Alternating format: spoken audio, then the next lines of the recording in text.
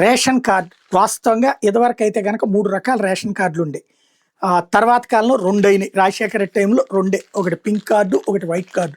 White card పేదలకి, pink card అనేటటువంటిది మధ్య తరగతికి. అప్పట్లో కొంచెం పంచదార, కొంచెం నూనె ఇచ్చేవాళ్ళు.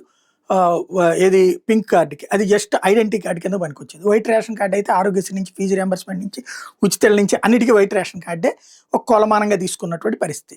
దాంతో సంపన్నులు కూడా వైట్ రేషన్ కార్డే తీసుకున్నారు. అయితే ఈ ప్రభుత్వం జగన్ ప్రభుత్వం వచ్చాక అవి మరింత పెంచి రాష్ట్రంలో జనాభా 1,60,00,000 కుటుంబాలు ఉంటే 1,48,00,000 మందికి వైట్ రేషన్ కార్డులో ఉన్నటువంటి పరిస్థితి. దాన్ని తీసేయాలంటే జనం తిడతారు, గొడవ జరిగిపోతుంది. కాబట్టి టాక్టికల్గా స్మార్ట్ కార్డ్స్ తీసుకొచ్చాం, మీకు ఏటీఎం కార్డు అంతా ఉన్నదే అదే, అవి తయారు చేసి ఎంతమందికి ఉందో అందరికీ ఇస్తున్నామని చెప్పుకొచ్చారు. అయితే ఇందులో 85% మంది మాత్రమే తీసుకుంటున్నారు, 15% మంది దాకా మిస్ అవుతున్నారు. వాళ్ళందరికీ ఇప్పుడు సిటీ ఎడిషన్స్లో వార్తలు రాస్తున్నది ఆంధ్రజ్యోతి, మీరందరూ వచ్చి తీసుకోబోతే ఆ కార్డులు వెనక్కి వెళ్ళిపోతాయి, ఆ తర్వాత మళ్ళీ మీరు తీసుకోవడం కష్టమని. అంటే ఆ విధంగా ఓ 15% రేషన్ కార్డులు తగ్గే అవకాశం కనబడుతుంది.